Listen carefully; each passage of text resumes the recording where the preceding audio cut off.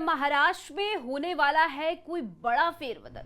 3 हफ्ते में 3 बार मिले शरद और अजीत पवार। क्या शरद और अजीत पवार फिर आएंगे साथ? क्या चाचा भतीजे में मिटने वाली है खटास? जब सवाल अस्तित्व का हो तो पुरानी साजिश और प्रतिद्वंद्विता ज्यादा मायने नहीं रखती है। खुद को जिंदा रखने के लिए समझौते करने पड़ते हैं, दिल पर पत्थर रखना पड़ता है, बहुत कुछ भूलना पड़ता है।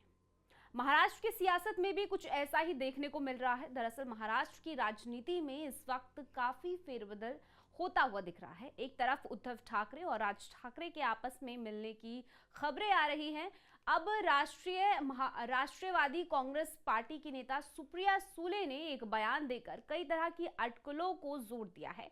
उनके बयान के बाद अब माना जा रहा है कि वो दिन दूर नहीं जब पवार परिवार एक हो जाएगा। जी हाँ, यह हम नहीं कह रहे हैं। आइए आपको पूरा मामला समझाते हैं, लेकिन उससे पहले आयोन भारत को सब्सक्राइब कर लीजिए।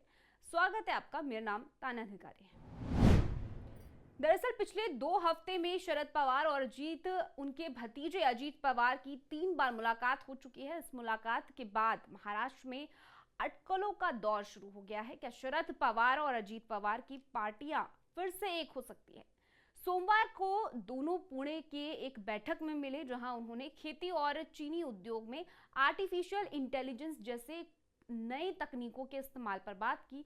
इस मामले को लेकर जब शरद चंद्र पवार की राष्ट्रीयवादी कांग्रेस पार्टी के नेता सुप्रिया सुले से पूछा गया कि क्या शरद और अजीत पवार की पार्टियां फिर से एक हो सकती है, तो उन्होंने जवाब दिया।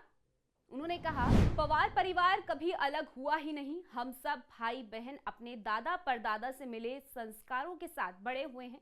हाँ, हमारी राजनीतिक सोच में फर्क हो सकता है, लेकिन हमने कभी इन मतभेदों को अपने निजी रिश्तों पर हावी नहीं होने दिया।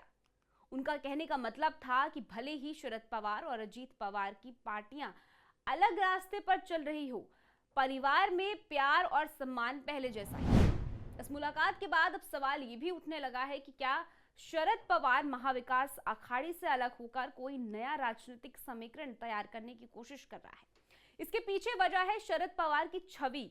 शरद पवार अक्सर ऐसे राजनीतिक फैसले ले लेते हैं जिसका अंदाजा बड़े बड़े सियासी पंडित भी नहीं लगा पाते हैं। खुद संजय राउत 2019 में कह चुके हैं कि शरद पवार के दिमाग को समझने के लिए 100 जन्म लेने पड़ेंगे। उधर अजीत पवार ने सफाई देते हुए कहा है कि शरद पवार के साथ उनकी बैठक का कोई राजनीतिक मतलब ना निकाला जाए। वो अक्सर उनके साथ मिलते रहते हैं।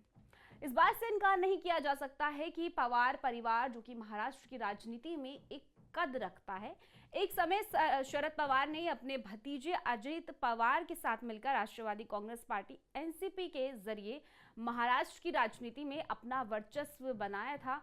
लेकिन मतभेदों की वजह से अजीत पवार ने खुद को पार्टी से अलग करके खुद की पार्टी बना ली थी। इन सब घटनाओं के बाद भी दोनों नेताओं के बीच समय समय पर मुलाकातें होती रही। इस बार की मुलाकात के बाद लोगों ने ये उम्मीद जगी है कि शायद भविष्य दोनों के बीच मतभेद कम हो जाए और दोनों एक साथ आ जाए। याद हो कि इससे पहले 2 और नेताओं के मिलन की खबरें सुर्खियों में रही, जिसके बीच खून का रिश्ता है। बीते हफ्ते एमएनएस प्रमुख राज ठाकरे ने एक पॉडकास्ट में कहा था कि वो महाराष्ट्र के हित में उद्धव ठाकरे के साथ आने के लिए तैयार है। उद्धव ठाकरे ने यह भी हामी भरी थी कि लेकिन ये शर्त रखी थी कि राज ठाकरे को बीजेपी से दूर होना होगा। दोनों भाइयों की सियासी स्थिति फिलहाल बेहद कमजोर है, जिससे कि उभरने के लिए उन्हें बीती बातों को भूलकर साथ आने का विकल्प नजर आ रहा है।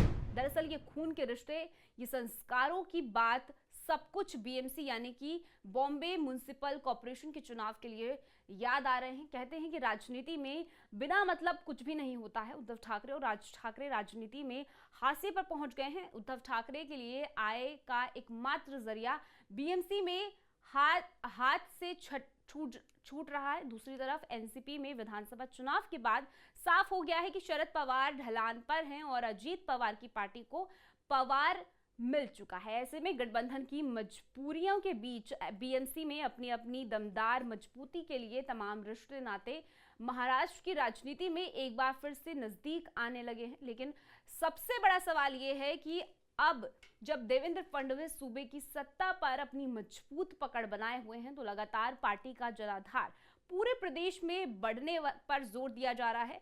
ऐसे में वो इन तमाम समीकरणों के लिए कितनी जगह छोड़ेंगे, ये एक बड़ा सवाल है। इस पूरी खबर को लेकर अपनी राय कमेंट सेक्शन में जरूर बताइएगा। बाकी देश और दुनिया की खबरों के लिए आप जुड़े रहिए आयुन भारत के साथ।